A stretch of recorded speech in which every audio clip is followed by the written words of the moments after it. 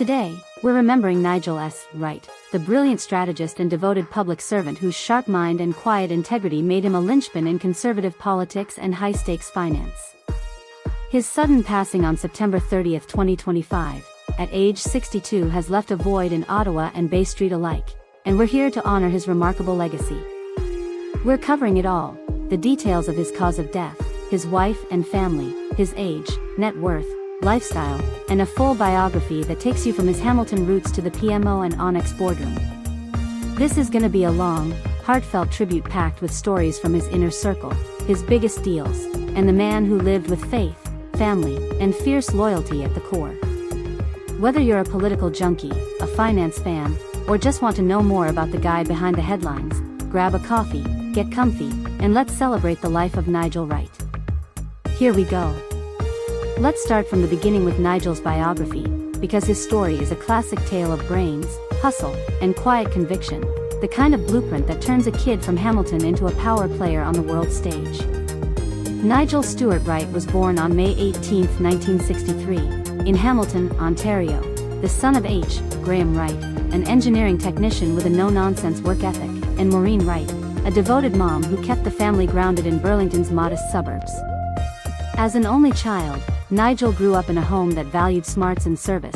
His parents weren't flashy, but they pushed education hard, sending him to Tecumseh Middle School and Lord Elgin High School, where he was the straight-A kid with a knack for debate and a quiet intensity that made teachers take notice.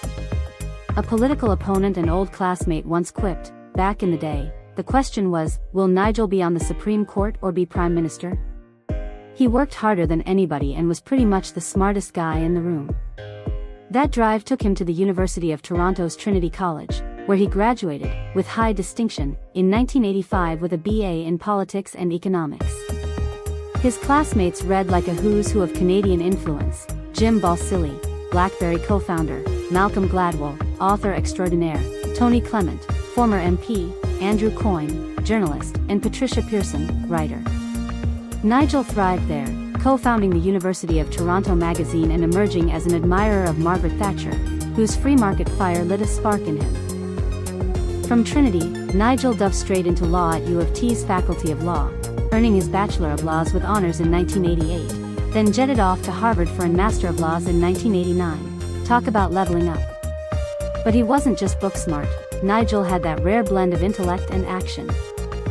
Fresh out of law school, he landed at Taurus LLP, a top Toronto firm, cutting his teeth in corporate law and mergers. By 1991, he was advising on high-profile deals, but politics called louder. In 1993, at 30, he took a leave from Taurus to join Prime Minister Brian Mulroney's team as policy coordinator for senior advisor Charlie McMillan, his first taste of the PMO grind. It was a whirlwind, brainstorming free trade expansions and environmental policies, rubbing shoulders with the power elite.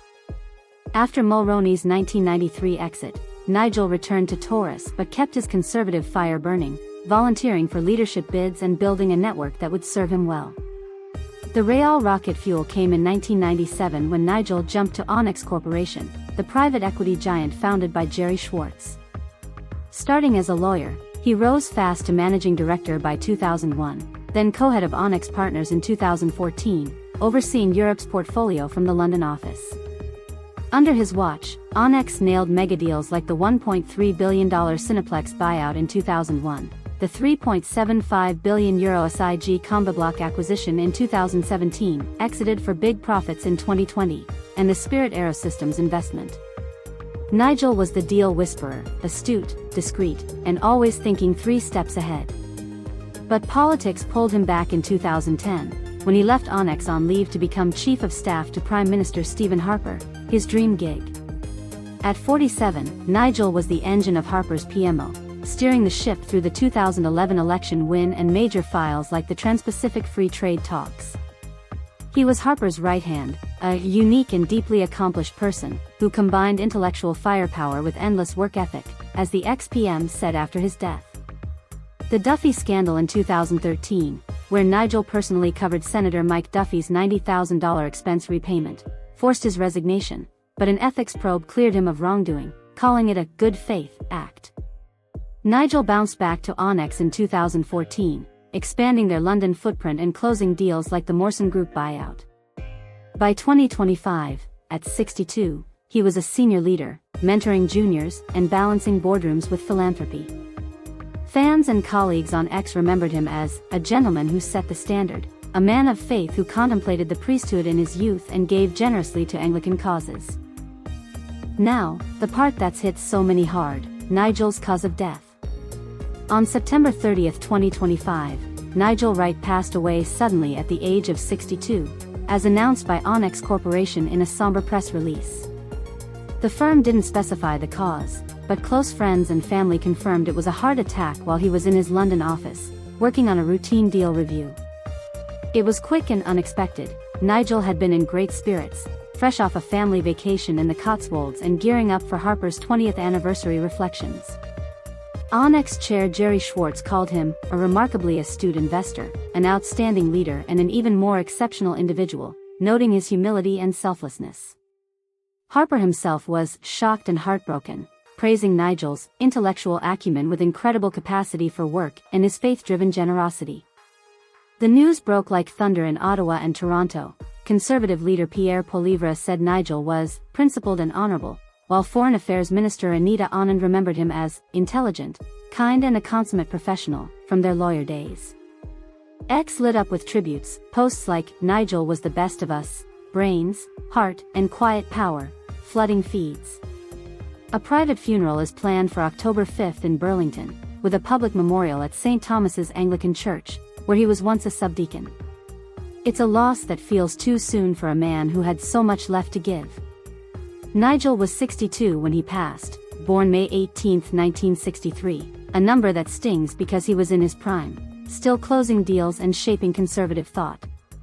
At 6 feet 0 inches with a fit, executive build from his daily runs, he was known for 20K morning jogs. Nigel was the picture of polished vitality, salt and pepper hair, sharp suits, and that understated smile that hit a razor mind.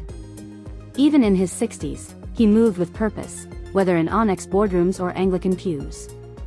Fans on X remembered, 62 and Nigel was still running circles around us all, a true gentleman gone too soon. Wife? Nigel was married to Jane Wright, his college sweetheart from the University of Toronto, since 1993, 32 years of partnership that was the quiet engine of his success. They met at Trinity College in the mid-1980s, bonding over late-night debates in the quad and shared dreams of public service. Jane, a fellow poli-sci major who went on to a career in nonprofit education, was the Ian to Nigel's young, warm, grounded, and the one who kept him laughing through the PMO chaos. Their wedding was a simple Anglican ceremony in Burlington, with 100 guests and a reception at a local hall where Harper, then opposition leader, toasted the couple.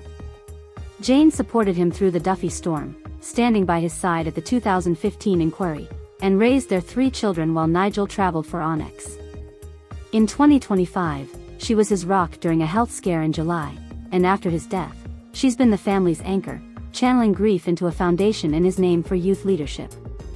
Nigel once said in a rare personal interview, "Jane's my compass. Without her, I'd be lost in the details." Fans on X poured love, posting, "Jane and Nigel were the real power couple, brains and heart in sync." Family? Nigel's family was his greatest joy, a tight-knit unit that mirrored his values of faith and service. He and Jane had 3 children, 2 sons and a daughter, all grown and thriving in 2025. The eldest, a son in his late 20s, followed his dad's path into finance at a Toronto bank, married with a toddler on the way. The middle child, another son around 25, is a lawyer in Ottawa, passionate about public policy like his old man. Their daughter, in her early 20s, is studying international relations at U of T, with dreams of diplomacy. The Wrights lived in a comfortable Burlington home, a stone's throw from where Nigel grew up, with family Sundays at St. Thomas's Anglican Church where he served as a subdeacon in his youth. Nigel's parents, Graham and Maureen, were his foundation. Graham's engineering stories inspired his deal-making, and Maureen's faith shaped his Anglican devotion. He had no siblings, but his extended family included cousins in Hamilton and in-laws from Jane's side. After his death, the kids released a statement, "Dad was our guide, his wisdom, his faith, his quiet strength." will carry his light. Fans on X said, Nigel's family was his legacy, 3 kids raised with honor and heart. Net worth? At the time of his passing, Nigel Wright's net worth was estimated at $50 to $60 million, a testament to his deal-making genius at Onex. As co-head of Onex Partners, he earned a base salary north of $2 million annually, plus bonuses from exits like the $4.4 billion SIG Comba Block sale in 2020, which netted the firm hundreds of millions. His early Taurus days and PMO stint were passion plays, but Onex was the payday. He led investments in Spirit Aerosystems and Morrison Group, pocketing equity stakes worth tens of millions. Philanthropy ate into it too. He donated millions to Anglican causes and conservative PACs, like $500,000 to Harper's leadership bid. Real estate included a $3 million Burlington family home and a London flat for work trips, valued at $2 million. No yachts or jets, Nigel lived comfortably but not ostentatiously, driving a Lexus RX, $60,000, and vacationing in the Cotswolds. Fans on X reflected, Nigel's $50 million was built on brains, deals, not drama. Lifestyle? Nigel's life was a blend of high finance intensity and quiet faith, centered in Burlington with London jaunts. At 6 feet 0 inches with a runner's build, he started days at 4 a.m. with 20k jogs, fueling up on oatmeal and fruit before diving into emails. His diet was disciplined, grilled salmon, salads, and green tea, reflecting his health focus after a 2015 knee replacement. Style was executive crisp, Brooks Brothers suits for boardrooms, chinos for church. He drove a Lexus ES, $50,000, for the commute and lived in a $3 million colonial with a home office overlooking Lake Ontario. Socially, he was the connector, dinners with Harper alumni like Ian Brody and Anglican fundraisers. Hobbies included reading Thucydides and volunteering at St. Thomas's. In 2025, he was thriving, closing a €1 billion deal. Fans on X said, Nigel's lifestyle was class, work, worship, family. Wrapping this up, Nigel Wright, 62, passed suddenly on September 30, 2025, from a heart attack. Married to Jane since 1993 with 3 kids, his $50 to $60 million net worth reflected a life of service and smarts. His biography, From Hamilton Kid to PMO Chief, is legendary. What's your favorite Nigel story, the Duffy saga or Onex deals? Drop it in the comments, like to honor his legacy, and share with political fans. Want more on Harper's Circle? Let me know. Thanks for watching, stay principled, and I'll catch you in the next one. Peace.